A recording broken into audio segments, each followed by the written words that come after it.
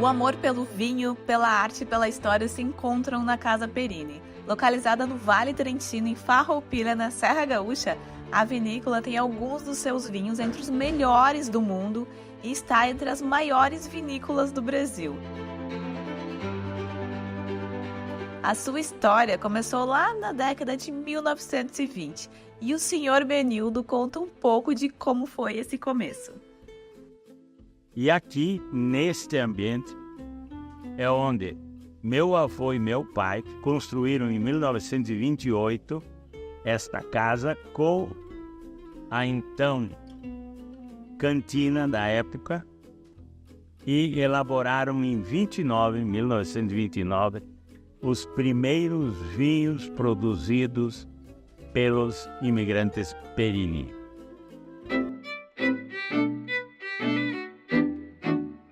Olá, pessoal do Vinhos e Prazeres. Hoje estamos com o Pablo, da Casa Perini, que fica na Serra Gaúcha, e ele vai contar para a gente primeiro a história da vinícola e como é que começou, que é uma vinícola familiar, né, Pablo?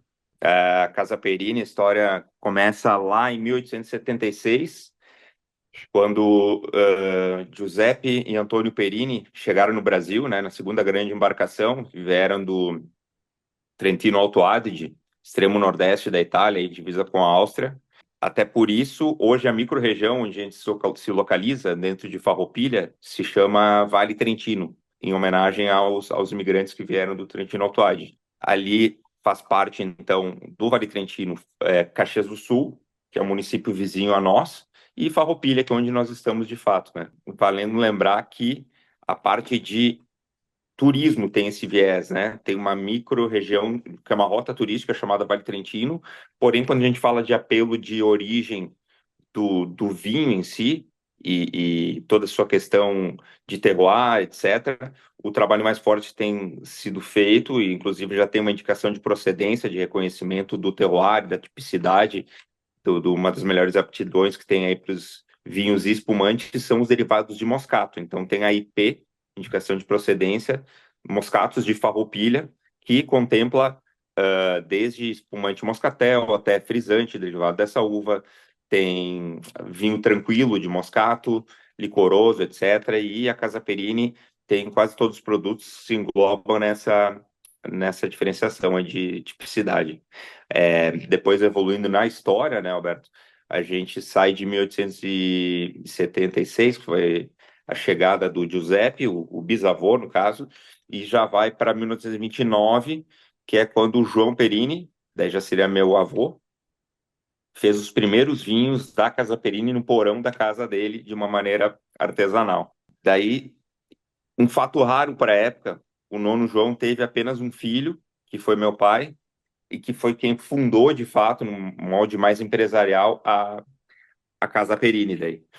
Ele começou inicialmente com a marca JP, porque na época a marca Perini para a família, ela tinha um registro em nome de um tio dele, que era o Francisco, o tio do meu pai, tinha essa marca em Gramado, né? Que era uma outra proposta, por isso ele teve que criar um nome à parte, e foi justamente em homenagem ao meu avô, no caso o pai do meu pai, JP, homenagem a João Perini. Foi uma marca que a gente tem um apreço muito grande, e hoje ela é totalmente dedicada para os vinhos de mesa, né? E então Casa Perini, depois que o falecido tio Chico, como diz o pai, deixou de operar com a marca Perini, nós passamos a utilizar Casa Perini daí para os vinhos finos e espumantes. E desde então a gente tem focado cada vez mais nesses itens e buscado premiações, reconhecimentos dos mais variados, investindo em tecnologia, em processos de aprimoração, né?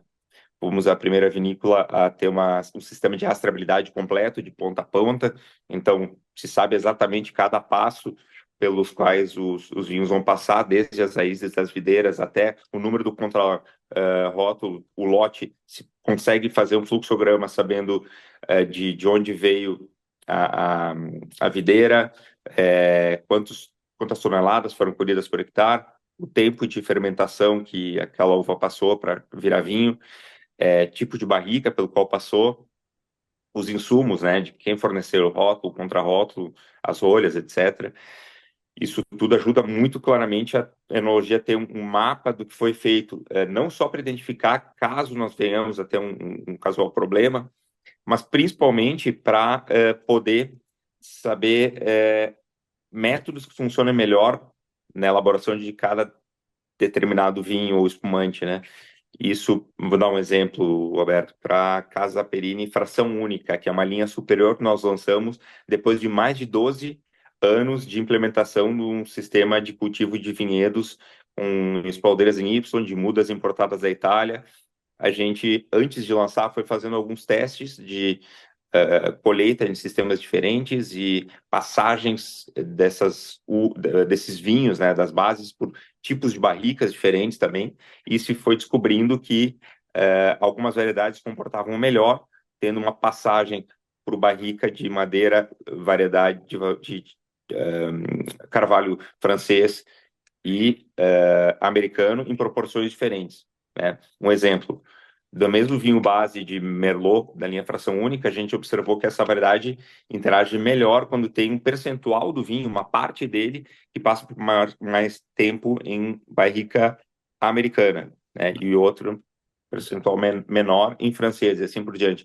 Então, eu estou contextualizando isso tudo porque a rastreabilidade ela é muito útil em sistema de aprimoração, quando você tem muitos itens e quer ter precisão em relação ao que está sendo feito, registros de ano após ano, para conseguir achar os melhores procedimentos e estabelecer aquilo como um método safra após safra para ter os melhores resultados sempre, né? Além do moscato, que uvas mais vocês trabalham? Das brancas, Riesling itálico, tá? Que É. muita gente conhece o Riesling renano, que é típico da região da Alsácia, né? No nordeste da França. Tem uma característica diferente, o Riesling itálico diferente do renano, que é mais mineral, tem uma nota que remete aí a derivados de petróleo, até muita gente puxa por esse lado. O itálico, ele é muito interessante, já se diz que estabelece cortes clássicos de espumante na Serra Gaúcha, então boa parte dos espumantes Brut, método Charmat, passam por Riesling itálico, que tem uma nota de fruta branca, um floral bem elegante, ele ajuda a tornar o espumante mais leve, frutado. Temos Chardonnay, que é, né, clássica e necessária para fazer grandes espumantes. Para varietais também de vinho tranquilo, Chardonnay, temos o Casa Perini varietal, Chardonnay mais fresco, sem passagem por madeira. Um outro da linha Fração Única, que eu citei como exemplo, daí tem 4 meses em barrica, né, mais untuoso. Temos Sauvignon Blanc, também, outra aromática. E dentro das Moscato, Alberto, tem uma série de segmentações, digamos, de variedades que estão dentro da família dessas uvas, como, por exemplo, o Moscato Branco, um Moscato que também é conhecido como Moscato Antigo, tá?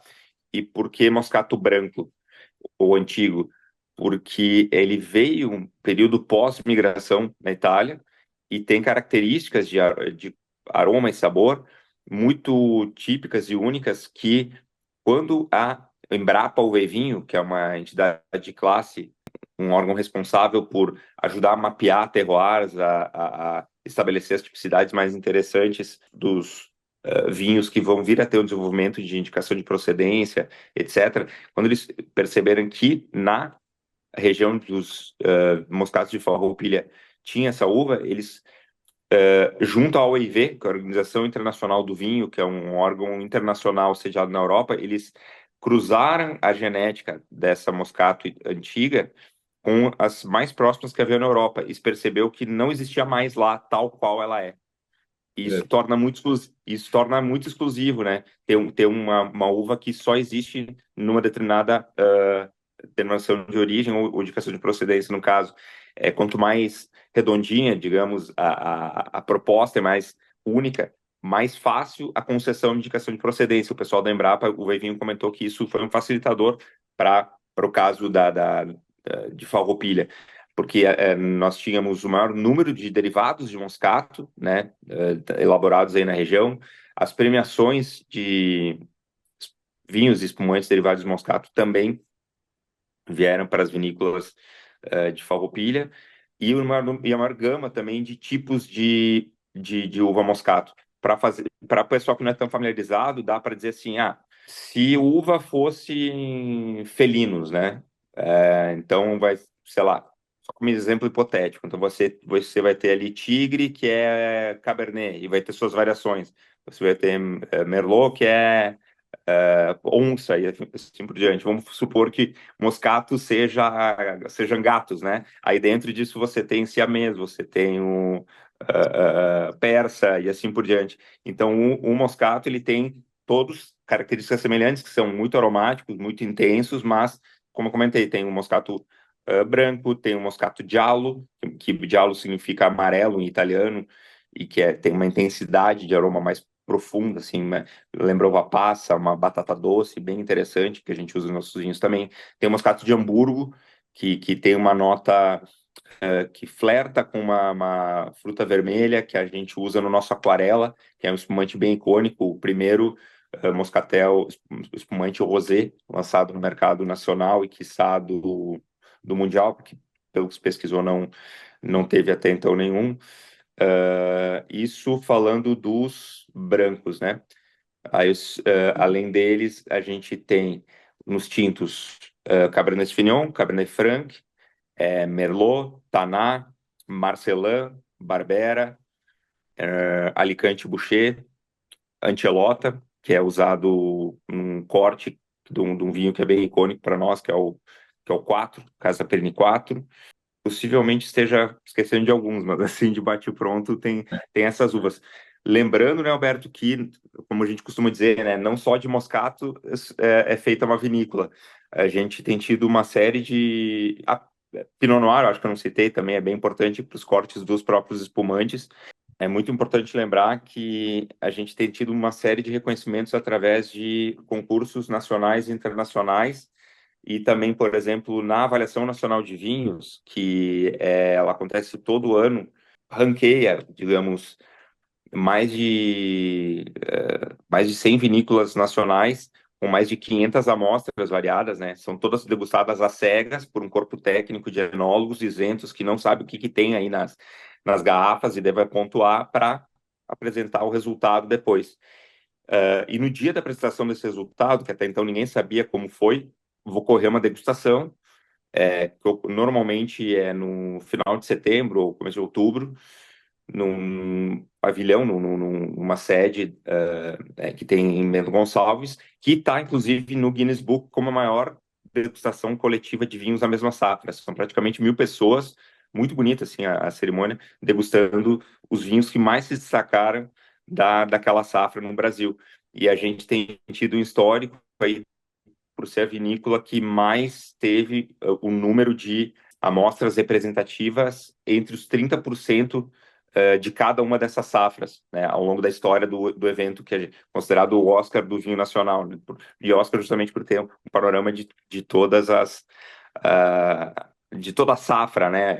Assim como a Hollywood pega a produção cinematográfica, a gente pega as maiores estrelas e os maiores vinhos da safra mais recente, a gente coloca para avaliação e depois sai os resultados. E vocês têm linhas de vinhos diferentes? Sim, temos, desde de linhas mais de entrada, como a gente diz, né, com propósito de ser consumidas mais jovens, como a Arbo, por exemplo, vinhos frescos, jovens frutados, com valores mais convidativos. Tem a Macau também, que é uma pegada mais jovem pela proposta. São demi-secs também varietais, com tampa-rosca, uma proposta mais contraída de consumo. Dentro da linha Macau tem a Macau Tropical, que são de frisantes, né? Ou seja, mais...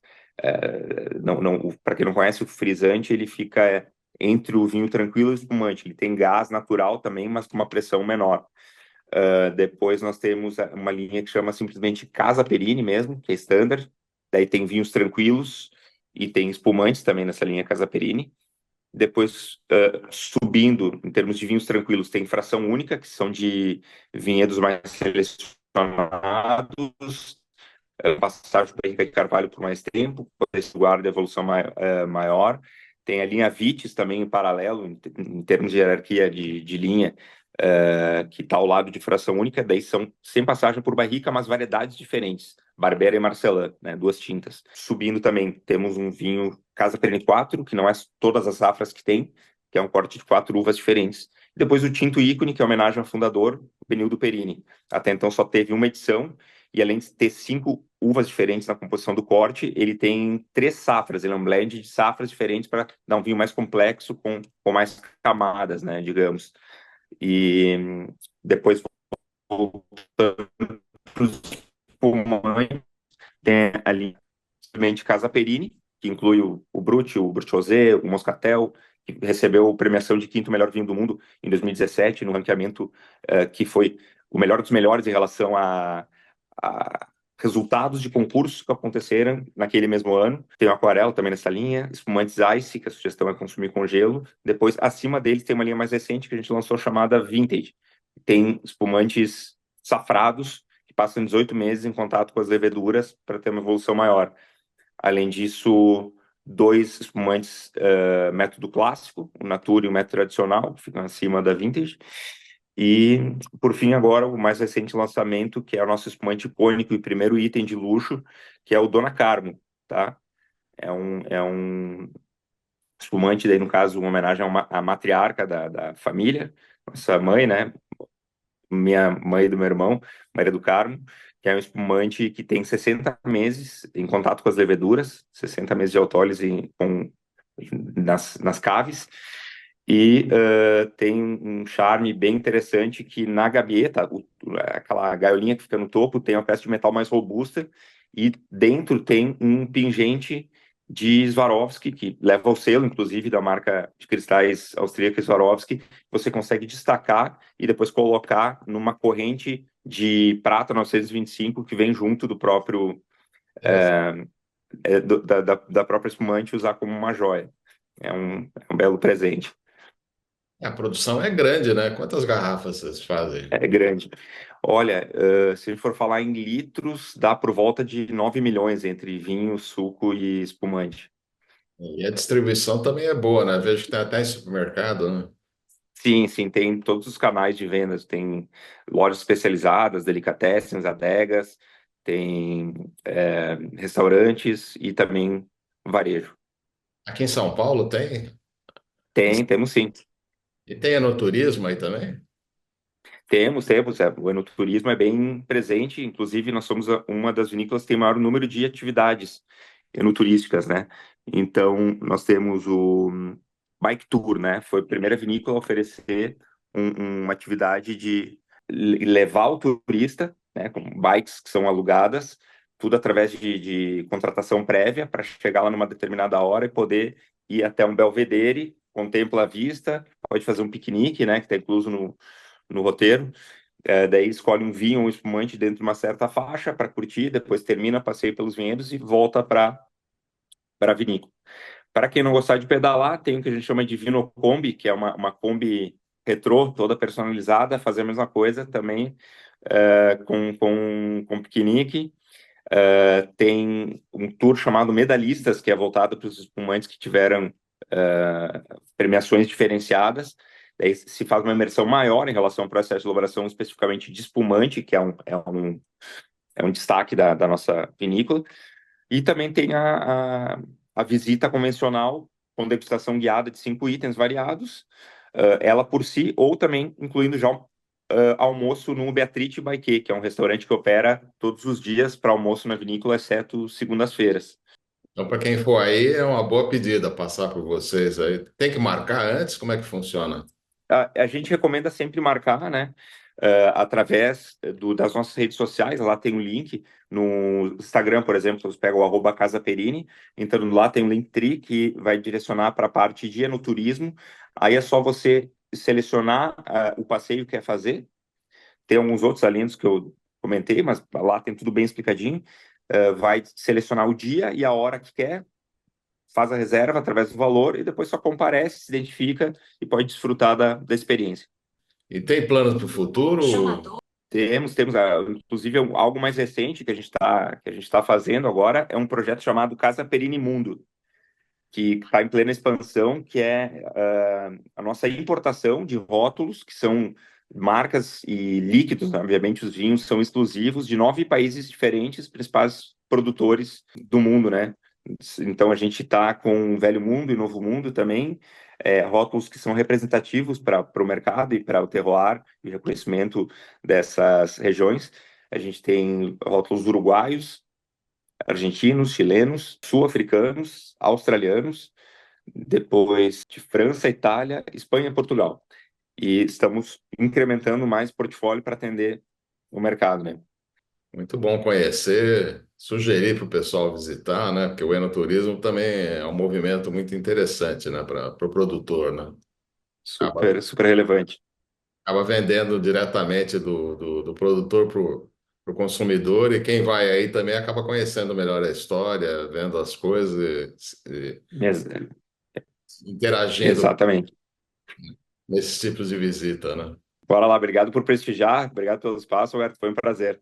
Muito obrigado também. Então, da próxima vez, possivelmente seja aí na Serra. Tá legal. Por favor, é só avisar que vai ser um prazer receber.